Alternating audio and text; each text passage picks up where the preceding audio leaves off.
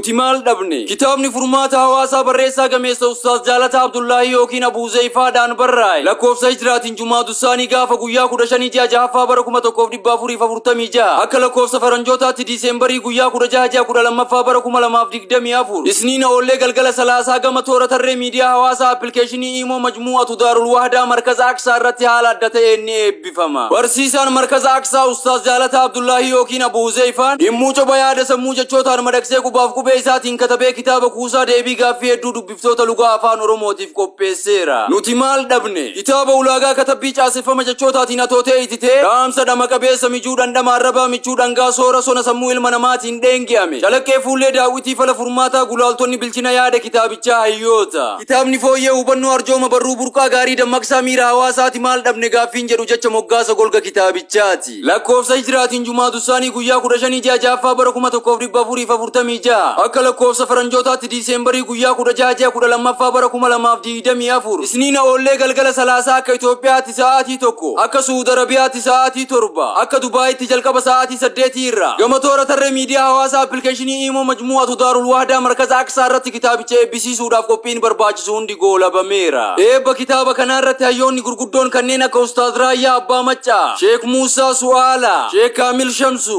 Sheek Jamaal Aliyyi, Sheek Amiin Ibro, Sheek Jamaal Haajii, Sheek Muhammad Arrooyle, Sheek Ahmad Tawfiq, Sheek Usmaan Durri, Munshid Ismaa'il Abbaa Milki, Munshid Injiinar Abdurrahmaan Huseen, Munshid Miikaa'il Huseen, Anas Muhammad, Sheek Abdoosh Aliyyiitii fi Ustaaz Ibsaa Hasan dabalatee sheekota du'aa'otaa fi munshidoonni hedduun isaanii qooddattoota guyyaa seena qabeessa kanaati. Kitaabni barsiisaa markaza Aqsaa Ustaaz Jaalataa Abdullaahi yookiin Abuu Zayfaadhaan barraa'e lafa hankaakee dhuka keessoo fooniif lafeetii qocee qicee baarree icciitii argannoo dhama dhangaa soora surrii dagaagina sammuutiin furtuuwwan furmaataa dambalii lolaasa madaa wallaalummaa kulkulsee malaasa maarree kuufama burqaa yaadaa kitaaba qorqalbii hawaasaa galaa gumaa ta'e gereetiin lakkoofsa hijraatiin Jumaadu Saanii guyyaa 15 ji'a jahaffaa bara 1446 akka lakkoofsa faranjootaatti Diisembarii guyyaa 16 ji'a 12ffaa bara 2024 isniina oollee galgala salaasaa akka Itoophiyaatti sa'aatii 1 akka Suud Arabiyaatti sa'aatii 7 akka Dubaayitti jalqaba sa'aatii 8 fedha rabbiiti. Wal argaan gama toora tarree intarneetii appilikeeshinii Imoo Majmuu'atu Daarul Wahdaa markaza Aqsaa gubbaadha.